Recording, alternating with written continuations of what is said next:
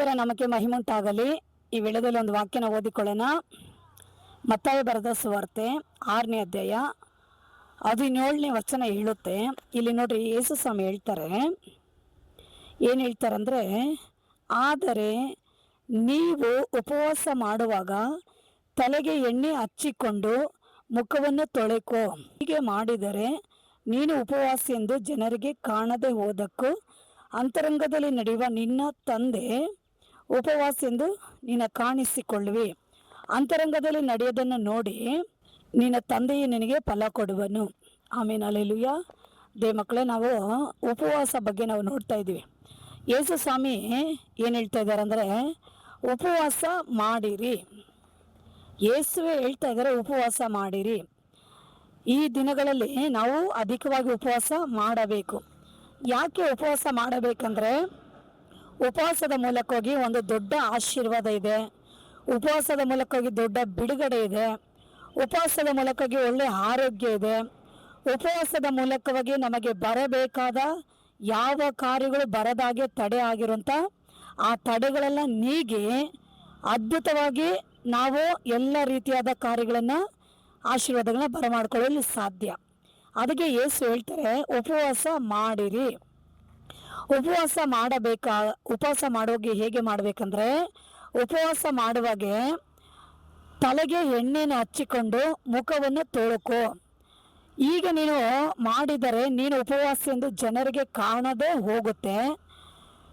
ಅಂತರಂಗದಲ್ಲಿ ನಡೆಯೋದನ್ನು ನೋಡುವ ನಿನ್ನ ತಂದೆ ನಿನಗೆ ಫಲ ಕೊಡುವನು. ಆಮೇಲೆ ಹಲ್ಲೆಲೂಯಾ. ಮಕ್ಕಳೇ, ನಾವು ಉಪವಾಸನ ಮಾಡೋರಾಗಿರಬೇಕು.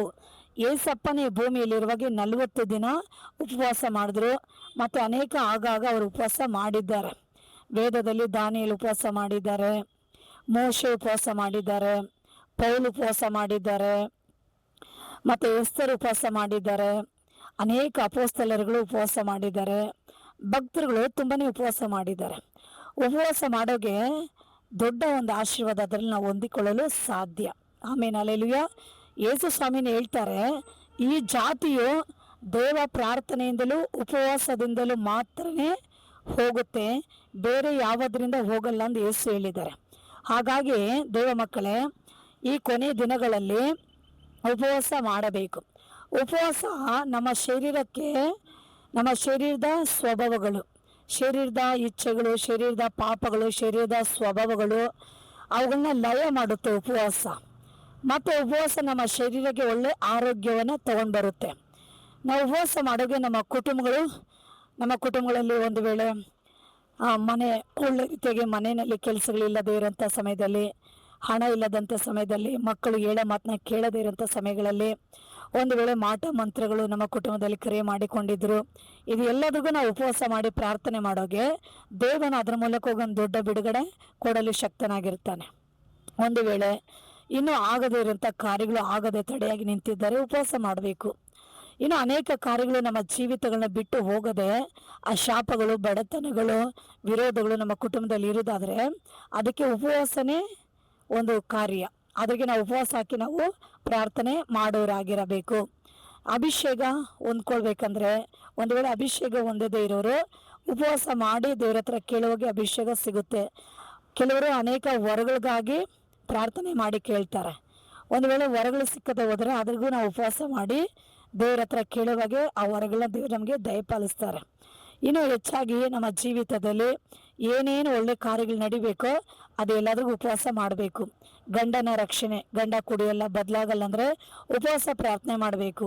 ನಮ್ಮ ಕುಟುಂಬಗಳು ಇನ್ನೂ ರಕ್ಷಣೆ ಹೊಂದಿಲ್ಲ ಅಂದರೆ ಉಪವಾಸ ಹಾಕಿ ಪ್ರಾರ್ಥನೆ ಮಾಡಬೇಕು. ನಾವು ಕೆಲವು ಪಾಪಗಳಲ್ಲಿ ಬಿದ್ದಿರ್ತೀವಿ. ಆ ಪಾಪಗಳನ್ನು ಬಿಟ್ಟು ದೇವ್ರ ಕಡೆ ತಿರುಗೋಕೆ ಆಗದೆ ಎಷ್ಟೋ ಕಷ್ಟ ನಾವು ಪಡ್ತೀವಿ. ಅದ್ರಿಗಾಗಿ ಕೂಡ ನಾವೇನು ಮಾಡಬೇಕು, ಉಪವಾಸ ಹಾಕಿ ನಾವು ಪ್ರಾರ್ಥನೆ ಮಾಡಬೇಕು. ಉಪವಾಸದಿಂದ ಆಗದೇ ಇರೋ ಕಾರ್ಯಗಳು ಯಾವುದೂ ಇಲ್ಲ. ಯಾಕಂದರೆ ಉಪವಾಸ ಅಂದರೆ ನಾವು ಯಾವ ಕಾರ್ಯಗಳನ್ನು ಮಾಡಬಾರ್ದು. ಉಪವಾಸ ಅಂದರೆ ನಾವು ಕೆಲಸಗಳಿಗೆ ಹೋಗಬಾರ್ದು, ಮನೆಯಲ್ಲಿರೋ ಕೆಲಸ ಕಾರ್ಯಗಳನ್ನ ಮಾಡ್ಕೊಂಡಿರಬಾರ್ದು, ಜನರ ಮಧ್ಯದಲ್ಲಿ ಓಡಾಡಿಕೊಂಡು ಜನಗಳ ಸಂಗಡ ಮಾತಾಡ್ಕೊಂಡಿರಬಾರ್ದು, ಮತ್ತು ಫೋನ್ಗಳಲ್ಲಿ ನಾವು ಹೆಚ್ಚಾಗಿ ಇರಬಾರ್ದು, ನಾವು ಎಲ್ಲಿ ಹೋಗಬಾರ್ದು. ಉಪವಾಸ ಮುಗಿಯುವವರೆಗೂ ದೇವರ ಪಾದದಲ್ಲಿ ಆರಾಧನೆ ಮಾಡಿ, ವಾಕ್ಯವನ್ನು ಓದಿ, ಉಪವಾಸ ಮಾಡಿ, ಪ್ರಾರ್ಥನೆ ಮಾಡಿ, ಕಣ್ಣೀರು ಹಾಕಿ ಉಪವಾಸ ಮುಗಿಯುವ ಸಮಯ ಬರುವವರೆಗೂ ನಾವು ದೇವ್ರ ಪಾದದಲ್ಲಿದ್ದು ಆ ಉಪವಾಸಗಳನ್ನ ಮಾಡಬೇಕು. ಹಾಗೆ ಮಾಡಿದ್ರೇ ಆ ಉಪವಾಸಕ್ಕೆ ಒಂದು ದೊಡ್ಡ ಜಯವನ್ನು ನಾವು ನೋಡೋಕ್ಕೆ ಸಾಧ್ಯವಾಗುತ್ತೆ. ಹೀಗಾಗಿ ದೇವ ಮಕ್ಕಳೇ, ಉಪವಾಸ ಮಾಡಿರಿ. ಕುಟುಂಬ ಕಾರ್ಯಗಳಿಗಾಗಿ ಉಪವಾಸ ಮಾಡಿರಿ, ಮಕ್ಕಳ ಆಶೀರ್ವಾದಕ್ಕಾಗಿ ಉಪವಾಸ ಮಾಡಿರಿ, ಗಂಡನ ಬಿಡುಗಡೆಗಾಗಿ ಉಪವಾಸ ಮಾಡಿರಿ, ಪಾಪಗಳನ್ನ ಬಿಟ್ಟು ದೇವ್ರ ಕಡೆ ತಿರುಗೋದ್ರಿಗಾಗಿ ಉಪವಾಸ ಮಾಡಿ, ಆತ್ಮ ಬಲವನ್ನು ಅಭಿಷೇಕವನ್ನು ಹೊಂದಿಕೊಳ್ಳೋದ್ರಿಗಾಗಿ ಉಪವಾಸ ಮಾಡಿ, ಒಳ್ಳೆ ಕೆಲಸ ಕಾರ್ಯಗಳು ಸಿಕ್ಕೋದ್ರಿಗಾಗಿ ಉಪವಾಸ ಮಾಡಿ, ಮಕ್ಕಳು ಎಜುಕೇಷನಲ್ಲಿ ಚೆನ್ನಾಗಿ ಆತ್ಮಿಕ ರೀತಿಯಲ್ಲಿ ಎಜುಕೇಷನಲ್ಲಿ ಬೆಳೆದು ಬರೋದ್ರಿಗಾಗಿ ಉಪವಾಸ ಮಾಡಿ, ದೇವರು ಹೆಚ್ಚಾಗಿ ನಿಮ್ಮ ಸಂಗಡ ಇದ್ದು ಅನೇಕ ಕಾರ್ಯಗಳಿಗೆ ಅವರು ನಮ್ಮ ಜೊತೆ ಮಾತಾಡ್ತಾ ಇರ್ತಾರೆ. ಉಪವಾಸ ಮಾಡಿದ್ರೆ ಅವ್ರು ನಮ್ಮ ಜೊತೆ ಮಾತಾಡ್ತಾರೆ. ಈ ರೀತಿಯಾಗಿ ಉಪವಾಸ ಮಾಡೋದು ಒಂದು ದೊಡ್ಡ ಆಶೀರ್ವಾದ. ಅದಕ್ಕೆ ಏಸಪ್ಪ ಹೇಳ್ತಾರೆ, ನೀನು ಉಪವಾಸ ಮಾಡೋಗೆ ತಲೆಗೆ ಎಣ್ಣೆನ ಹಚ್ಚಿಕೊಂಡು ಮುಖವನ್ನು ತೊಳ್ಕೊಂಡು ಉಪವಾಸ ಮಾಡು. ಉಪವಾಸ ಮಾಡುವಾಗೆ ಕಪಟಿಗಳಾಗೆ ಉಪವಾಸ ಮಾಡೋಕ್ಕೆ ಹೋಗಬಾರ್ದು. ಸಂತೋಷವಾಗಿ ಅತಿ ಆಸಕ್ತಿಯಿಂದ ದೇವ ಸಮ್ಮುಖದಲ್ಲಿ ನಾವು ದೇವರ ಮುಖವನ್ನೇ ನೋಡುತ್ತಾ ಉಪವಾಸ ಮಾಡೋಗೆ ದೊಡ್ಡ ಆಶೀರ್ವಾದ. ನಾಳೆ ದಿನದಲ್ಲಿ ನೋಡ್ರಿ, ನಾವು ಪ್ರತಿ ತಿಂಗಳು 2ನೆಯ ಶನಿವಾರದಲ್ಲಿ ನಾವು ಸಭೆಯಲ್ಲಿ ಉಪವಾಸ ಇಟ್ಟಿದ್ದೀವಿ. ಬೆಳಗ್ಗೆ 9ರಿಂದ ಹಿಡಿದು ಸಂಜೆ 5-6 ಗಂಟೆಯವರೆಗೂ ಉಪವಾಸ ಪ್ರಾರ್ಥನೆ. ಏನು ಗೊತ್ತಾ? ಕುಟುಂಬಗಳಿಗಾಗಿ. ಯಾಕಂದರೆ ಇದು ಕೊನೆ ಕಾಲ. ಇನ್ನೊಂದು ಕಡೆ ಸೈತಾನ ಕುಟುಂಬಗಳನ್ನ ನಾಶ ಮಾಡಿಕೊಂಡಿದ್ದಾನೆ.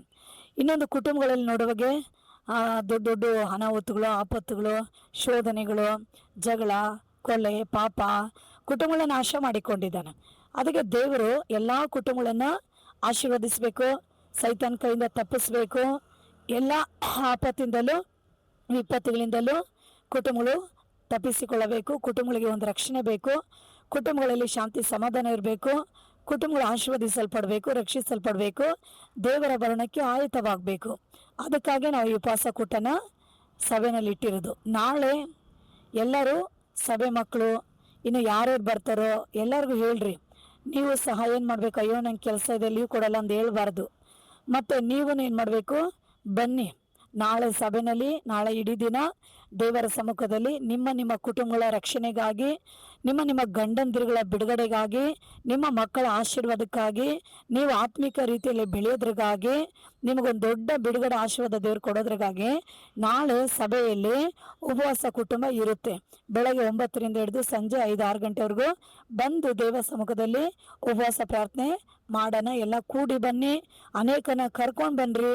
ದೇವರು ನಿಮ್ಮನ್ನು ಅಧಿಕವಾಗಿ ಆಶೀರ್ವಾದಿಸಲಿ. ಆಮೇನ್. ಹಲ್ಲೆಲೂಯಾ. ದೇವ ಮಕ್ಕಳೇ, ಇದು ಕೊನೆ ಕಾಲವಾಗಿದೆ. ಈ ಕೊನೆ ಕಾಲದಲ್ಲಿ ನೀವುಗಳು ಈ ಲೌಕಿಕವಾದ ಕಾರ್ಯಗಳಿಂದಲೂ, ಸೈತಾನ ಹಾಕುವಂಥ ಎಲ್ಲ ಬಲೆ ಬಾಣಗಳಿಂದಲೂ ಮತ್ತು ದೇವರ ಕೋಪದಿಂದಲೂ ತಪ್ಪಿಸಿಕೊಂಡು ನೀವು ಸುರಕ್ಷಿತವಾಗಿ ಈ ಭೂಮಿಯಲ್ಲಿ ಸಹ ಜೀವಿಸಬೇಕು. ಕರ್ತನಾದ ಯೇಸು ಕ್ರಿಸ್ತನು ಬರುವಾಗೆ ಅವರ ಮುಂದೆ ನೀವು ನಿಲ್ಲಬೇಕಾದರೆ ನೀವು ಹೆಚ್ಚಾಗಿ ದಿನಗಳಲ್ಲಿ ಪ್ರಾರ್ಥನೆಗಳು, ಉಪವಾಸಗಳನ್ನು, ದೇವರ ಅನ್ಯೋನ್ಯತೆಯಲ್ಲಿ ನೀವು ಇರುವುದಾದರೆ ಈ ಕಾರ್ಯಗಳನ್ನ ನೀವು ಆಶೀರ್ವಾದಕ್ಕೆ ಹೊಂದ್ಕೊಂಡು ದೇವ್ರ ಮುಂದೆ ನಿಲ್ಲಕ್ಕೆ ಸಾಧ್ಯ ಆಗುತ್ತೆ. ಹಾಗಾಗಿ ವಾಕ್ಯ ಕೇಳಿಕೊಂಡಿರುವಂಥ ಪ್ರತಿಯೊಬ್ಬರೇ ದೇವರು ನಿಮ್ಮನ್ನು ಆಶೀರ್ವದಿಸಲಿ. ಸಣ್ಣ ಪ್ರಾರ್ಥನೆ ಮಾಡೋಣ. ಸರ್ವಶಕ್ತನಾಗಿರೋ ನನ್ನ ಪರಲೋಕದ ದೇವರೇ, ಅಪ್ಪ ನೀನೇ ಉಪವಾಸ ಮಾಡು ಎಂದು ಹೇಳಿದ್ಯಪ್ಪ. ಈ ವಾಕ್ಯವನ್ನು ಕೇಳಿಕೊಂಡಿರುವಂಥ ಎಲ್ಲ ಮಕ್ಕಳ ಮನಸ್ಸು ಹೃದಯಗಳನ್ನು ಮುಟ್ಟು ಪ್ರೇರೇಪಿಸು. ಉಪವಾಸ ಮಾಡಲೇಬೇಕು, ಆಲಯಕ್ಕೆ ಹೋಗಲೇಬೇಕು ಅನ್ನೋ ಒಂದು ಅತಿ ಆಸಕ್ತಿ ಎಲ್ಲರ ಹೃದಯಗಳಲ್ಲಿ ಹುಟ್ಟಿಸಿ ಪ್ರೇರೇಪಿಸು. ಎಲ್ಲರೂ ಬಂದು ಉಪವಾಸ ಕೂಟದಲ್ಲಿ ಭಾಗವಹಿಸಲು ಸಹಾಯ ಮಾಡು. ಈ ವಾಕ್ಯ ಕೇಳಿಕೊಂಡಿರುವಂಥ ಎಲ್ಲ ಮಕ್ಕಳು, ಎಲ್ಲ ಕುಟುಂಬಗಳನ್ನ ನೀನು ಆಶೀರ್ವದಿಸು. ಸಕಲವು ನಿನ್ನ ಕರಗಳಲ್ಲಿ ಒಪ್ಪಿಸ್ಕೊಡ್ತೀನಿ. ಕರ್ತನ ಆಶೀರ್ವದಿಸಿ ಆಳ್ವಿಕೆ ಮಾಡ್ರಿ. ಎಲ್ಲ ಮಹಿಮೆ ನಿನಗೆ ಅಪ್ಪ, ಯೇಸು ಕ್ರಿಸ್ತುವಿನ ನಾಮದಲ್ಲಿ ತಂದೆ, ಆಮೇನ್. ಈ ವಾಕ್ಯ ಕೇಳಿಕೊಂಡಿರೋಂಥ ಎಲ್ಲ ಪ್ರಿಯರೇ ಲೈಕ್ ಮಾಡಿ, ಶೇರ್ ಮಾಡಿ. God bless you. ಆಮೇನ್.